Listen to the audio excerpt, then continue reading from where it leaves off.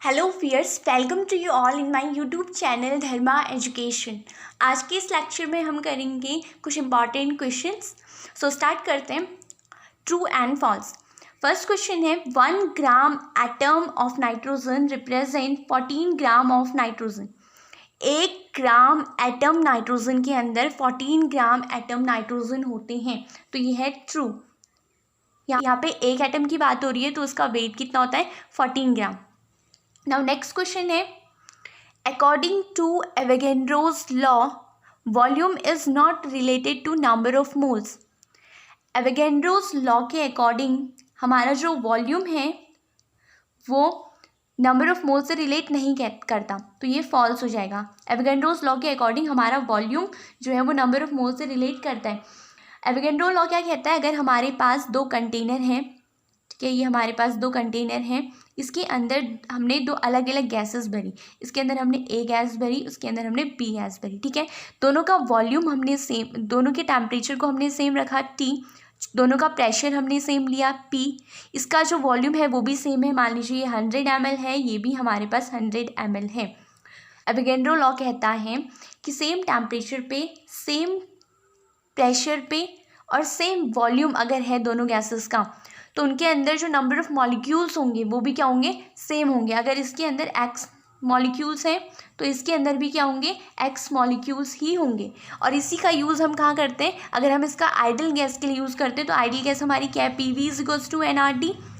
PV = nRT। यहाँ पे pressure हमारा कांस्टेंट है, टेम्परेचर हमारा कांस्टेंट है, तो बचा क्या हमारे पास, V = nR, और R हमारा कांस्टेंट होता है, तो V is directly proportional to N, यानी कि नंबर ऑफ मोल्स। तो यहाँ से हमें क्या पता चल गया कि एवोगैड्रोस लॉ के अकॉर्डिंग हमारा जो वॉल्यूम है वो डायरेक्टली प्रोपोर्शनल है, डिपेंड करता है हमारे नंबर ऑफ मोल्स पे। तो हमारा जो सेकंड है, according to Avogadro law, volume is not related to number of moles, ये हो जाएगा फॉल्स। आई होप आपको समझ में आ गया होगा। नाउ नेक्स्ट क्वेश्चन है vapour density is dimensionless quantity. तो ये है ट्रू। वेपर डेंसिटी हमारा जो होता है वो डायमेंशनलेस क्वांटिटी होती है। जैसे हमारा जो रिलेटिव डेंसिटी की अगर हम बात करें तो रिलेटिव डेंसिटी क्या होती है, density of substance to the density of water का रेशियो, वो भी क्या है, एक डायमेंशनलेस क्वांटिटी है। यहाँ पे वेपर डेंसिटी की अगर हम बात करें तो वेपर डेंसिटी क्या होता है, density of gas to the density of hydrogen at same temperature and pressure, या फिर हम कह सकते हैं कि mass of n molecules of gas to the mass of n molecules of hydrogen at same temperature and pressure, ये हमारे क्या होता है, वेपर डेंसिटी होती है, वेपर डेंसिटी होती है। अब यहाँ से हमें क्या पता चला, यहाँ पे भी मास है, यहाँ पे भी मास है, दोनों की यूनिट क्या होगी, अगर हम केजी ले रहे हैं, केजी ग्राम ले रहे हैं तो ग्राम, तो कैंसिल आउट हो जाएगा। तो यहाँ से हमें क्या पता चला कि वेपर डेंसिटी की कोई यूनिट नहीं होती है, इसलिए इसकी कोई डायमेंशन भी नहीं होती। आई होप आपको समझ में आ गया होगा, वेपर डेंसिटी एक डायमेंशनलेस क्वांटिटी है।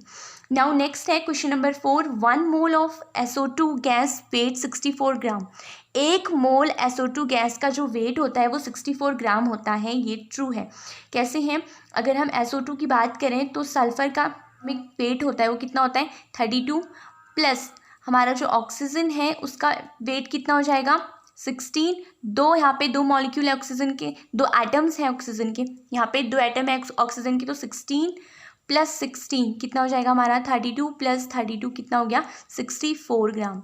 सो हमारे पास 1 mole of SO2 gas weight 64 gram आ गया। नाउ नेक्स्ट क्वेश्चन है gram molecular weight of O2 is 8। Gram molecular weight, इसका मॉलिक्यूलर वेट जो है क्या वो 8 है, नहीं। ऑक्सीजन का मॉलिक्यूलर वेट कितना हो जाएगा, O2 का 32 हो जाएगा। 16 + 16 अभी हमने निकाला है 32, सो ये कितना हो जाएगा, ये फॉल्स हो जाएगा हमारा, ठीक है। Now Fahrenheit and centigrade scale have the same reading at +40 degree Celsius.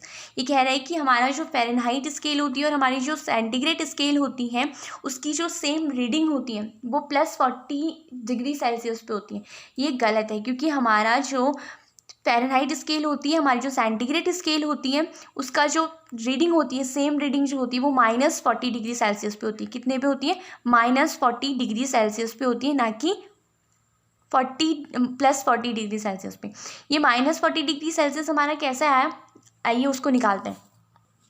So Fahrenheit to centigrade और सेंटीग्रेड टू फ़ारेनहाइट में चेंज करने के लिए हमारे पास एक फॉर्मूला होता है, Fahrenheit is equals to C centigrade into 9/5 + 32। ठीक है, ये हमारे पास फर्स्ट इक्वेशन हो गई। और अगर हमें सेंटीग्रेड टू फ़ारेनहाइट चेंज करना है तो सेंटीग्रेड की फॉर्म में हम इसे कैसे लिखेंगे, फ़ारेनहाइट, ये प्लस का है माइनस में जाएगा -32 एंड मल्टीप्लाई बाई 5/9। ठीक है, ये सेकेंड इक्वेशन हो गई।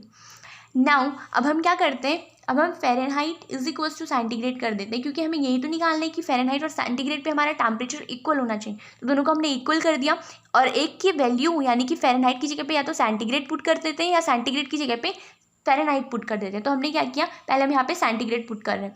फर्स्ट वाली इक्वेशन में हम सेंटीग्रेड पुट करते हैं तो जगह degree Celsius is equals to degree Celsius into 9/5 + 32।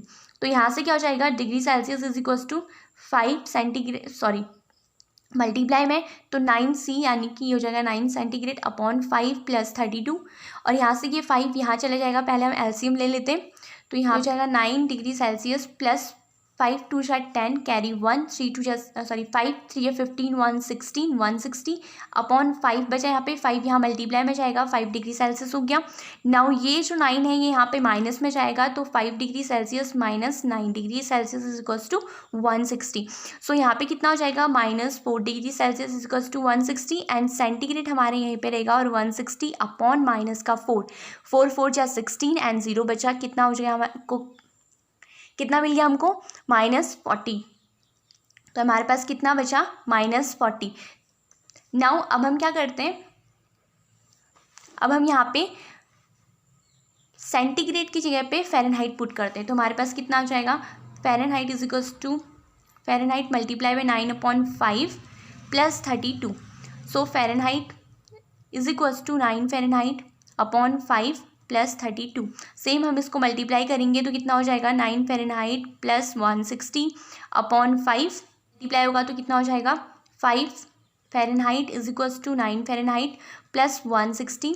सो यहाँ पे से कितना हो गया, प्लस का है यहाँ माइनस में जाएगा, सेम हमारे पास -4 फ़ारेनहाइट बचेगा और यहाँ पे 60 हो जाएगा, 160 Fahrenheit is equals to 160 upon minus का 4 हमारे पास कितना आ गया, -40। सो आई होप आपको समझ में आ गया होगा हमारे पास -40 कहाँ से आया।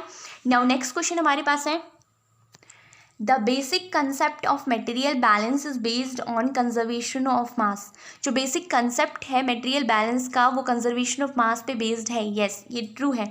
Law of conservation of mass हमें क्या कहता है, law of conservation of mass कहता है mass neither be created nor be destroyed during any process. So और हमारे पास मटेरियल बैलेंस के लिए input is equals to output होता है अगर यहाँ पे कोई भी लॉसेस ना हो रहे हो। तो ये मटेरियल बैलेंस जो है वो कंजर्वेशन ऑफ मास के कंसेप्ट में बेस्ड है। नाउ नेक्स्ट क्वेश्चन है, limiting reagents is reactant which reacts completely. Limiting reagents वो रिएक्टेंट्स होते हैं जो कि कम्प्लीटली रिएक्ट कर लेते हैं। ये ट्रू है, लिमिटिंग रिएक्टेंट्स जो होते हैं वो वही रिएक्टेंट्स होते हैं जो कि रिएक्शन करते वक्त सारे के सारे ऑब्जर्व हो जाते हैं, उसी को हम क्या कहते हैं, limiting reagents. Now heat transfer in liquid and gas takes place by convection. Convection जो मोड है हीट ट्रांसफ़र का वो लिक्विड और गैसेस के अंदर होता है। तो ये सही है, हमने पढ़ा था कन्वेक्शन वाले चैप्टर में कि हमारा जो कन्वेक्शन होता है वो फ्लूइड्स के अंदर होता है और फ्लूइड्स में हमारा गैसियस और लिक्विड्स दोनों ही आते हैं। So it is true. Now cork is good conductor of heat because it is a solid. Cork जो है वो एक बहुत अच्छा कंडक्टर है हीट का, क्योंकि वो एक सॉलिड है। तो ये फॉल्स है। कॉर्क जो है वो गुड कंडक्टर नहीं बल्कि एक गुड इंसुलेटर होता है। इसका यूज़ हम इंसुलेशन प्रोवाइड करने के लिए करते हैं। जो कॉर्क होता है इसके अंदर क्या होता है, इसके अंदर टिनी शेल्स होते हैं जिनके अंदर जो वाटर होता है वो ऑब्जर्व होता है और एक लेयर प्रोवाइड करता है ताकि हीट का ट्रांसफ़र ना हो पाए या हीट लॉस ना हो पाए जिस भी मटेरियल में हम इसका यूज़ कर रहे हैं एज अ इंसुलेटिंग मटेरियल।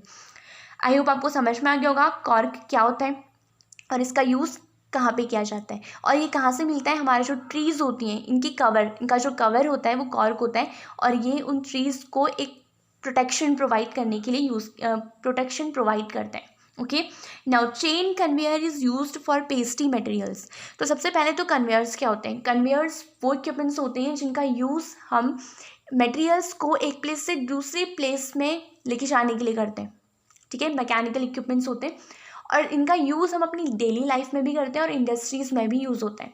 तो अगर हम बात करें चेन कन्वेयर की, तो चेन कन्वेयर एक ऐसा कन्वेयर है जिसमें हम हैवी लोड्स को एक जगह से दूसरी जगह लेके जाते हैं। सो ये हमारा जो स्टेटमेंट है ये फॉल्स है।